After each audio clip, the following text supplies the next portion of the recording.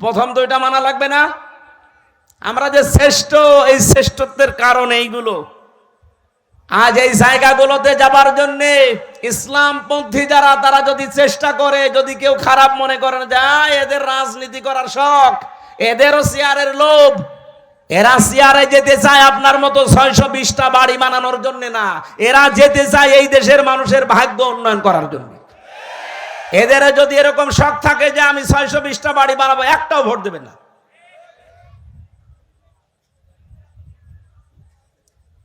কোন কারণে আমার এই ঝামেলাপূর্ণ রাস্তায় আসার দরকার? আমার কোনো দরকার ছিল না। আমি আমার নিজেরটা বলছি, কালাম ভাই তার নিজেরটা বলুক।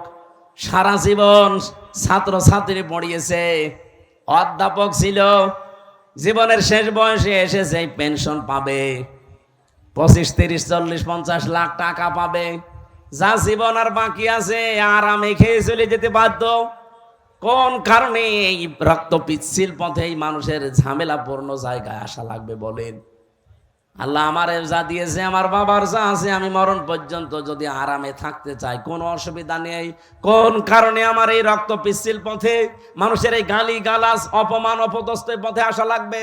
আমি দেখতে পাচ্ছি এই রাস্তাগুলোই না আসলে যারা আছে এরা একটাও এই রাস্তা ঠিক রাখবে না, রাস্তাও খেয়ে ফেলবে। এ কারণে আমাদের আশা লাগছে। আর এইটাকে এখন কেউ বলছে যে না এরা রাজনীতি করছে, এটা ধর্ম ব্যবসা করছে। আমারটা যদি ধর্ম ব্যবসা হয়, আপনারটা কি বলেন? আমার এইটা যদি ধর্ম ব্যবসা হয়, আপনারটা কি আপনি বলেন? আপনি তো 5 বছর পরে ঠিকই মমতাজের মতো হয়ে যাবেন, 5 বছর পরে ঠিকই আপনি সালমান এফ রহমানের মতো হয়ে যাবেন।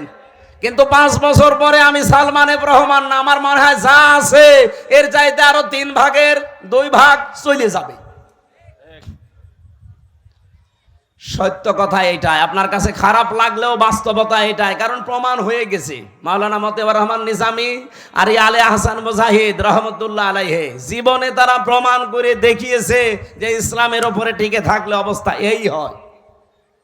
তারা যদি লাইনে না এসে নিজেরা শুধু মসজিদের ইমামতি করে চলে যেত, জীবন কাটিয়ে চলে যেতে পারত। কি দেখিয়েছে আপনি দেখেছেন, তামাম দুনিয়া অবাক হয়ে আছে আজ পর্যন্ত।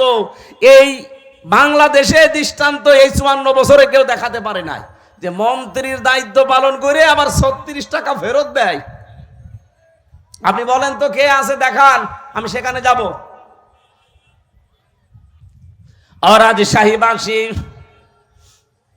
যেহেতু হযরত ইব্রাহিম আদম আলাইহিস সালাম তার সন্তানের কাহিনী আমাদেরকে আল্লাহ শোনাতে বলেছিলেন, আজ হাবিলের মতো কিছু মানুষ আমরা তৈরি হয়েছি।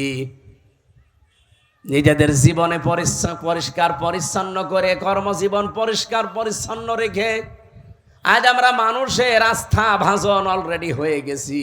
কিন্তু কাবিল যেটা, ও নিজেকে নিজে সংশোধন না করে, ওরটা কেন কবুল হয়নি ওগুলো আবিষ্কার না করে আমারটা হয়েছে, ও আমাকেই মেরে ফেলতে চায়। এরকম কাবিল দেশে নেই? এক কথা বলেন নেই? আমরা এখন হাবিলের ভূমিকায় থাকতে চাই।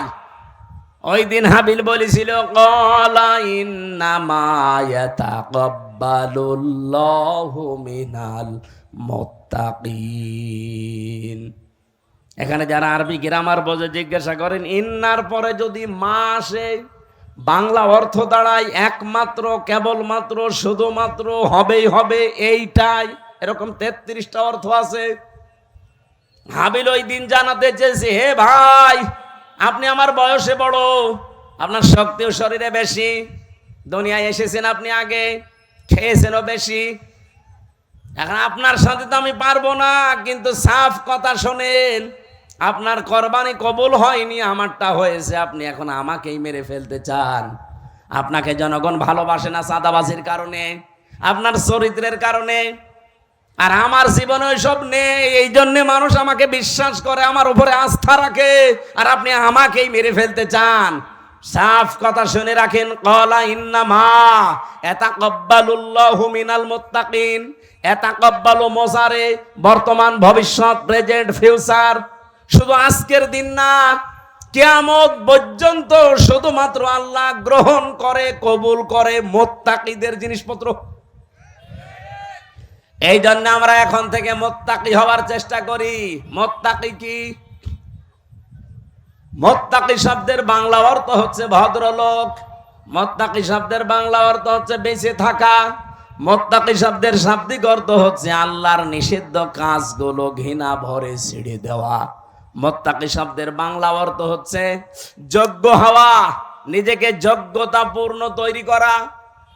আপনি মুত্তাকির যতগুলো অর্থ বললাম, কোন অর্থে আপনি নিজে আছেন বলেন? আল্লাহর নিষিদ্ধ কাজ ঘৃণা করে ছেড়ে দিতে পারেন? পারেন? পারেন না।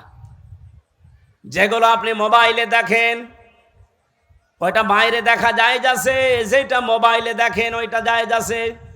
বাইরে যেই দৃশ্য দেখা জায়েজ, ওই দৃশ্য মোবাইলে দেখা জায়েজ। বাইরে যেই দৃশ্য দেখা জায়েজ নেই, ওইটা মোবাইলে দেখা জায়েজ নেই।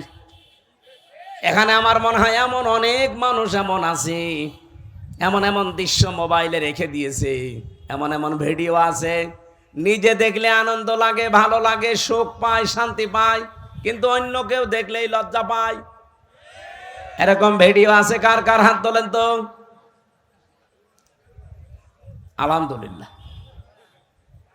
না, ভালো, আলহামদুলিল্লাহ। এলাকায় মুত্তাকি তাহলে অনেক আছে, বোঝা যাচ্ছে। এক্ষুনি আমি চেক করবো জিহাদরে দিয়ে। যাও তো, একটা একটা করে মোবাইল চেক করে দেখো, এমন এমন ভিডিও যদি থাকে যেটা নিজে দেখলে আনন্দ পায়, অন্য দেখলেই লজ্জা পায়। যারা ঠিক বললো যে একটা একটু ওঠেন তো দেখি আল্লাহর ওলি, যাওয়ার আগে ডিলিট করে দেবেন। মুত্তাকি হওয়া ছাড়া কিছুই কবুল হবে না জীবনে। আদম নবীর সন্তান হাবিল এইটা জানিয়েছিল তার ভাইকে। এজন্য আজ যারা কাবিলের ভূমিকায় আছেন, জোর করে জবরদস্তি করে উল্টাপাল্টা করে শক্তি দেখিয়ে সন্ত্রাসী কায়দায় আবার অনেকে চেষ্টা চালাচ্ছে যে যাব। কোথায় যাবেন? যাবেন কি করে? আপনি মুত্তাকি হন নাই তো আপনাকে জনগণ গ্রহণ করবে না, আল্লাহ তো গ্রহণ করবেই না।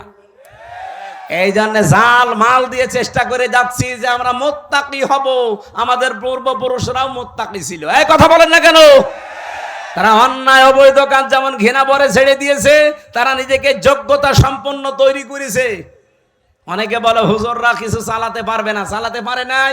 কৃষি মন্ত্রণালয়, শিল্প মন্ত্রণালয় নিখুঁত ভাবে চালিয়েছে। আর এমন নিখুঁত ভাবে চালিয়ে দেখিয়েছে, বাংলাদেশে ইতিহাস হয়ে আছে শিল্প মন্ত্রণালয়টা। আজ পর্যন্ত কেউ রেকর্ড ভাঙতে পারে নাই। মাওলানা মতিয়ার রহমান নিজামী রহমতুল্লাহ আলাইহি যখন শিল্পমন্ত্রী ছিলেন, আমি নিজে ওই সময় দর্শনা মাদ্রাসায় পড়ি চুয়াডাঙ্গায়। ওই যে কেরুস মিল নাম শোনেননি? চিনির মিল, কেরুর মদ, ওই জায়গায় উনি গিয়েছিলেন। ওই সময় একজনকে পাঠিয়েছিলেন এমডি করে। এই যে সৎ মানুষ চেয়ারে থাকলে যে কি হয়, আর 54 বছরে সেখানে 1 টাকা লাভ হয়নি, অথচ ওই 5 বছরে 5 বার প্রত্যেকবার লাভ হয়েছে। সুবহানাল্লাহ বলতে পারেন নাই? এরকম মানুষগুলো শুধু শিল্প মন্ত্রণালয় না, যত মন্ত্রী আছে সব যদি এইরকম মানুষ হতো না, এ দেশটা ওই মালয়েশিয়ার মতো 2004 সাল থেকে দাঁড়িয়ে যেত। কিন্তু দাঁড়াবে কি করে? দাঁড়াবে কি করে যাদেরকে দায়িত্ব দেওয়া হয়? এত বড় চোর পৃথিবীতে নেই। 36,000 কোটি টাকা একটা দরবেশ চুরি করিস। ওর দিকে তাকালে আমার কোটে আমার সাথে দেখা হয়তো মাঝে মাঝে। এই 3 বছরই ওর সাথে বহুবার দেখা হয়েছে। মাঝে মাঝে দেখতাম ওর মাথার চুল থেকে পায়ের তালু পর্যন্ত, মানে পায়ের তালুর নিচে যেটা থাকে ওই যে স্যান্ডেল, ওইটা পর্যন্ত সাদা। আমার মনে হয় ভেতরেও সাদা। ভেতরেটা তোর বলা যাচ্ছে না, ভেতরেও সাদা। চুল সাদা, ওর দাড়ি সাদা, জামা সাদা, পায়জামা সাদা, কোটি সাদা, এমনকি স্যান্ডেলও সাদা। আর ভেতরেটা সাদা নাতে কালো, ওটাও সাদা। কিন্তু একটা জিনিস ছিল একেবারে কালো কুচকুচে, মনটা। এক কথা বলেন না কেন? এই শয়তান বলেছে যে কোরআনের সমস্যা আছে। ওর তো ফাঁসি হওয়ার দরকার ছিল ওই সময়।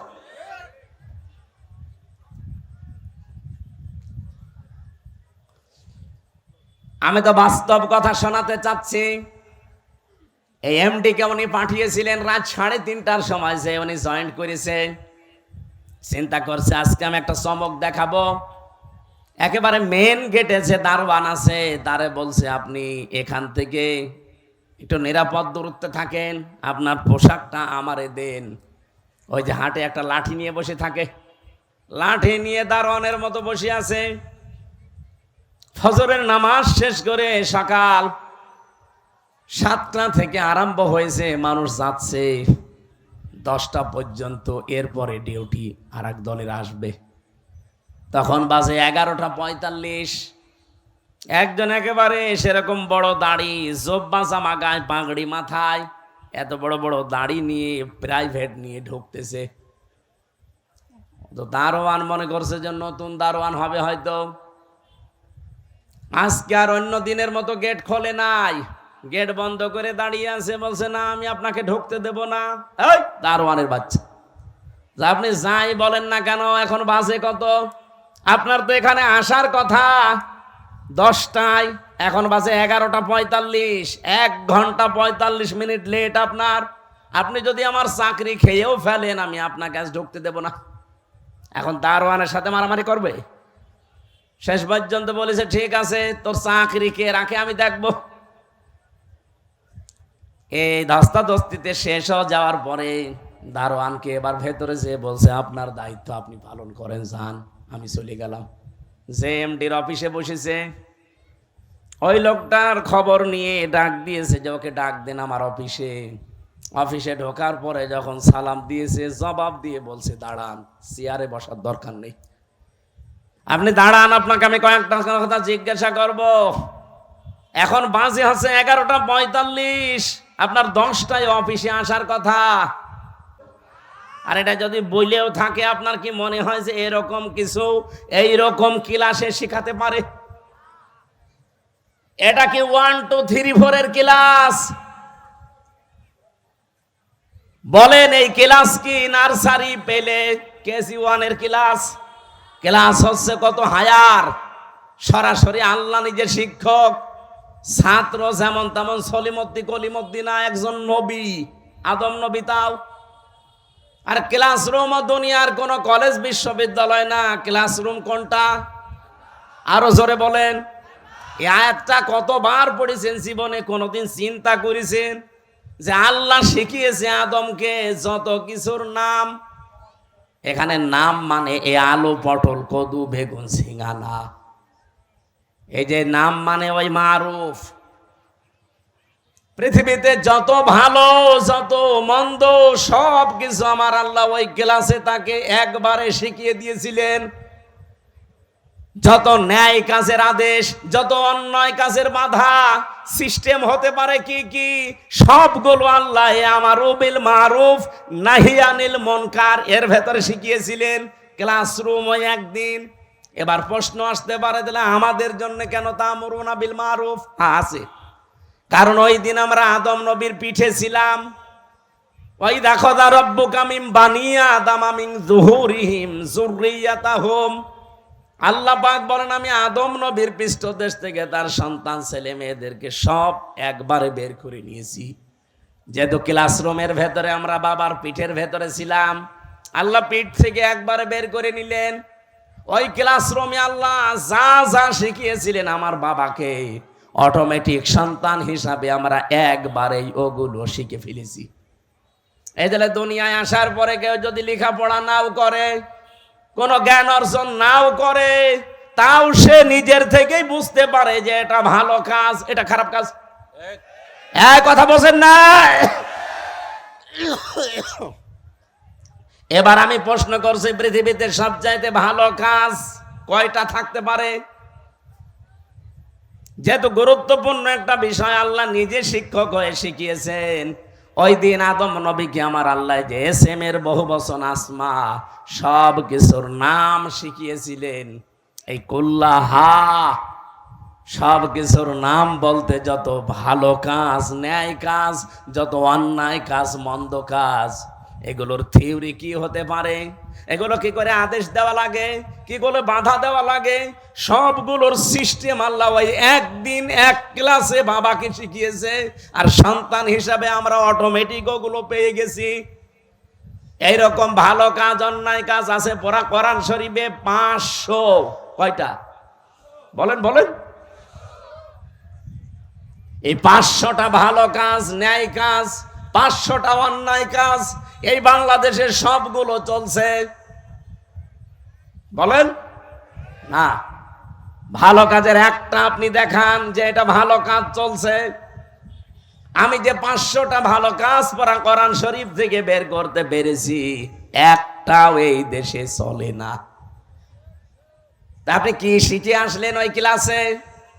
আপনি যে উত্তম এই পৃথিবীতে শ্রেষ্ঠ কুনতুম খায়রা উম্মাতিন উখরিজাত লিন-নাস, আপনাকে বের করাই হয়েছে মানুষের কল্যাণের জন্য। কি কল্যাণ করবেন? ওই ভালো কাজগুলো, ন্যায় কাজগুলো যদি নাই জানেন, ওইটা জানার জন্যই তো কোরআনের কাছে আসতে হয়। আমি এবার একটা একটা করে যদি ভালো কাজের বর্ণনাও দিতে থাকি, ন্যায় কাজের, বলেন তো যে জেনা করা এটা ভালো কাজ না, না অন্যায় কাজ? আরো জোরে বলেন। এই অন্যায় কাজে কি নিষেধ করবেন না অনুরোধ করবেন? হ্যাঁ, বাংলাদেশে নিষেধ পর্যন্ত করা যাচ্ছে না। আজ যারা নারী সংস্কারের নাম নিয়ে, সমান অধিকারের নাম নিয়ে ঢাকার রাজপথে পিঠ পেট সব খুলে যে আমরা সমান অধিকার চাই, এই কথা যারা বলছে, বলেন এরা প্রত্যেকেই বেশ্যা কিনা?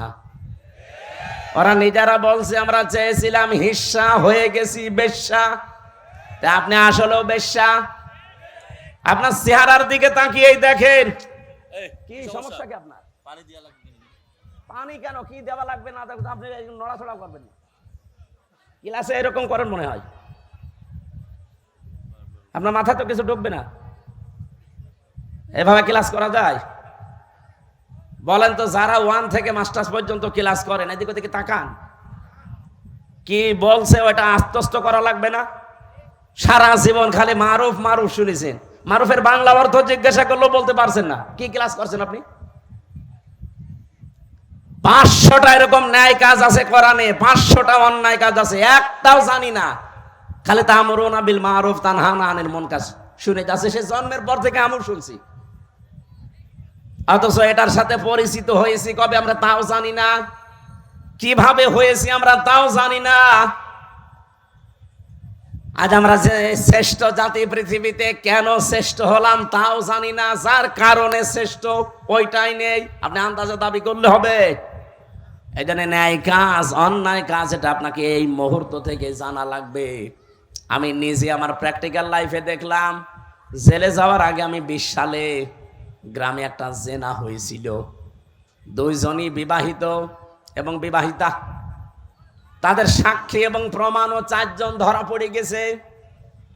কলমের মাথার ভেতরে যেমন মাথা দিলে যা অবস্থা, ঠিক ওই অবস্থায় তাদেরকে ধরে ফেলেছে। কয়জন? 4 জন সাক্ষী আছে পুরা। আমার কাছে এসে বলছে, হুজুর এই যে জেনা করেছে এরা, আপনি বিচার কি করবেন, একটা ফতোয়া দেন। আমি কি ফতোয়া বানাবো? বলেন বলেন। সূরা নূরের ভেতরে আছে, যদি বিবাহিতা এবং বিবাহিত কোন নারী পুরুষ জেনা করে, আর যদি সাক্ষ্য প্রমাণ হয়ে যায় 4 জন, কয়জন? তাহলে তার শাস্তি হচ্ছে মাটির ভেতরে বুক পর্যন্ত গেড়ে দিয়ে পাথর বা ইট দিয়ে মেরে ফেলতে হবে। এই বিচার, এই বিচার আমি বানিয়েছি। কার? আরো জোরে বলেন। এই বিচারের সাথে পরিচিত হয়েছি আমি কবে? ওই যে ক্লাসে। হয়তো ক্লাসের ওই কথাগুলো এরকম যারা আনমো না, এদিকে ওদিকে তাকাচ্ছেন, খালি পানির বোতল দিচ্ছেন, তারা তো 2 মিনিট পরে ভুলে যাবেন। তা আমি ভুলিনি, আমি যা পড়েছি ঠিক আমি ওইভাবেই মনে রেখেছি। আর এইগুলোর ক্লাসের জন্য 1 থেকে মাস্টার্স পর্যন্ত আমাদের যে ক্লাস, এই ক্লাসে আমি পাইনি। এগুলোর জন্য গবেষণা করা লাগে। এই যে 1000 বিশ্ববিদ্যালয়ের র্যাঙ্কিং এ বাংলাদেশের কোনো বিশ্ববিদ্যালয় নেই। কেন নেই? কারণ ওই সমস্ত জায়গায় 99 ভাগ গবেষণা হয়, 1 ভাগ শিক্ষা হয়।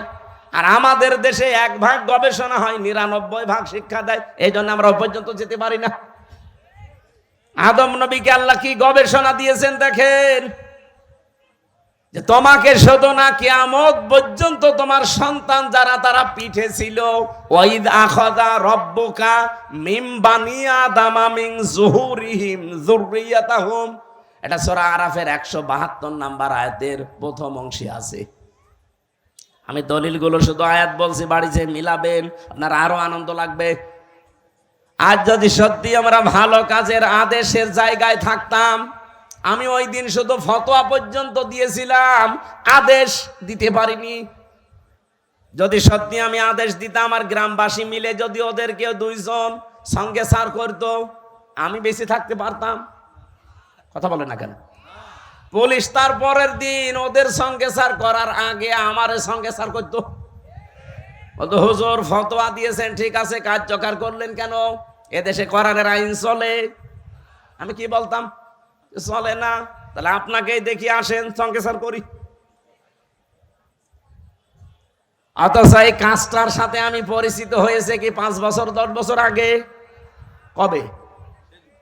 ওই দুনিয়া যেদিন তৈরি করেন আমার পিতা আদি পিতাকে, সেই দিন থেকে আমি পরিচিত।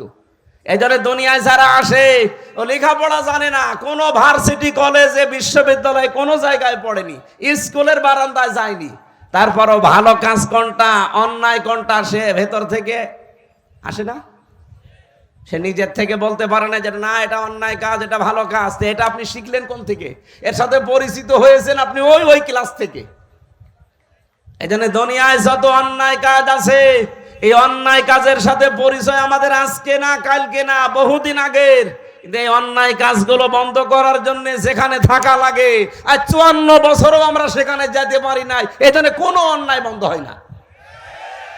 ওই জায়গায় যাওয়ার জন্য আজ বাংলাদেশ চেষ্টা করছে যে ওখানে যদি যেতে পারি, ভালো কাজ কোনটা ও মন্দ কাজ কোনটা ঠিক আমি তো আগেই জানি, ওগুলো শুধু এখন বাস্তবতায় রূপ দেব। আমি বললাম যাদেরকে যে ভালো কাজে বাংলাদেশে আদেশ নেই, অনুরোধ আছে, একদল আবার বলবে হুজুর আপনি আমাদেরকে খোঁচা দিলেন। আপনাদের খোঁচা দিয়েছি? আপনি তো আদেশ করতে জীবনেও পারেন না, আপনি তো অনুরোধ করেন, চলো ভাই সলিমুদ্দিন নামাজ পড়তে যায়। এটা কি আদেশ না অনুরোধ? বলেন বলেন। ইসলামের কোন কাজ অনুরোধ আছে? নেই। সব কাজ ডু ইট, এটা কর, এইরকম আদেশ। এবার আসেন ওয়ায়ানহাউনা আনিল মুনকার, যারা অন্যায় কাজে বাধা দেয়। আমরা বলি যে অন্যায় কাজে নিষেধ করে, কে বলেছে আপনাকে? অন্যায় কাজে এখানে বাধা দেওয়ার নিষেধ করা এক জিনিস না। ও বাবা সলিমুদ্দিন এই গাছটা কেটো না, এটা নিষেধ করলাম। কিন্তু এটা যদি মানে বাধা দিতে হয়, তাহলে যে ওই গাছ কাটবে তার চাইতে আমার শক্তিশালী হওয়া লাগবে। এক কথা বলেন না কেন? এদেশে এরকম শক্তিশালী জায়গায় আমরা আছি। তাহলে চাঁদাবাজি যারা করে, এখানে যে যদি বলে ভাই না এ কাজ ভালো না, আস্তাগফিরুল্লাহ, ও বলবে রাখেন আপনার আস্তাগফিরুল্লাহ, টাকা দেন। আমরা আজ অন্যায় বন্ধ করার জন্য যে বাধার প্রাচীর তৈরি করা দরকার, যে সিস্টেমগুলোতে যাওয়া দরকার, ওই লাইনে আমরা নেই। এই জন্য আজ এই দেশে কোনো অন্যায় এখনো পর্যন্ত বন্ধ নেই, প্রকাশ্যে গোপনে চলছে। আমার কুষ্টিয়াতে কালকে কুমারখালী থানায় গাজী কালুর চম্পাবতীর গান হয়তো অর্ধ উলঙ্গ নাচ, এগুলো চলছে আবহমান কাল থেকে। এবার বাংলাদেশ জামাত ইসলামী ইসলামী ছাত্র শিবির বলেছে না, আমাদের এই থানায় এই এরিয়ার ভেতরে এই গণার কাজ আমরা করতে দেব না। নিষেধ শুধু না, বাধার প্রাচীর তৈরি করেছে, প্রতিবন্ধকতা সৃষ্টি করেছে। এখন এদের চাইতে যারা আরেকটু উপরে আছে বসে কি এই 2 দল লেগে গেছে। কালকে হাসপাতালে দেখেন কত মানুষ ভর্তি। আমার তো মনে হচ্ছে এখনো পর্যন্ত দেশে কেউ হাবিল কেউ কাবিল কাজ করছে। এ রাজশাহীতে নদী নেই, কি নাম কি? পদ্মা। পদ্মায় যে স্রোত চলে, আমি আর আবুল কালাম আজাদ সাহেব যাতে বলি, এই স্রোত বন্ধ হয়ে যা, সূরা ফাতিহা পড়ে ফু দিয়ে দিলাম, হবে? আবুল কালাম আজাদ আর আমির হামজান আমাদের বাবারা আসলেও হবে না। কাবা শরীফের ইমাম এনে কাজ করেন, তাও হবে না। এই স্রোত বন্ধ করার জন্য প্রাচীর দেওয়া লাগবে, বাঁধ দেওয়া লাগবে, প্রতিবন্ধকতা সৃষ্টি করা লাগবে। এটা বুঝেছেন? এটা বুঝেছেন? 500 অন্যায় কাজ চলছে এই দেশে এখনো পর্যন্ত, একটাও বন্ধ করার জন্য সে বাধার প্রাচীর নেই, বাঁধ নেই। এমনকি আমরা যে এখানে শক্তিশালী হয়ে দাঁড়াবো সেই পর্যায়ে এখনো যেতে পারিনি। আমরা উত্তম হলাম কি দিয়ে? এই দুইটা করার পরে অতুকমিনুনা বিল্লাহ, যারা আল্লাহর উপরে ঈমান আনে, এগুলোর 3 নাম্বারে আমরা ওইটা নিয়ে বসে আছি। আল্লাহ তুমি একজন আছো, তা আল্লাহ একজন আছো এ কথা তো আবু জেহেলও বলতো। কি আপনি কি মনে করেন যে আবু জেহেল কোনোদিন বলে না যে আল্লাহ একজন আছে? না, ও প্রতিদিন বলতো। কাবা শরীফে বদরের ময়দানে যাওয়ার আগে কাবার গিলাফ ধরে বলছে, আল্লাহ তুমি একজন আছো আমি জানি। আজকে মোহাম্মদের বিরুদ্ধে অস্ত্র নিয়ে যাচ্ছি যুদ্ধ করার জন্য বদরের ময়দানে, সত্যের পক্ষে যে আছে তাকে তুমি বিজয় দিও। ওর দোয়াও কবুল হয়ে গেছে, কারণ ও তো সত্যের পক্ষে ছিল। বলেন বলেন। তা আপনি যদি মনে করেন এই প্রথম দুইটা তা'মুরুনা বিল মারুফ নেই, তানহাউনা আনিল মুনকার নেই, তুকমিনুনা বিল্লাহ করে বসে আছেন,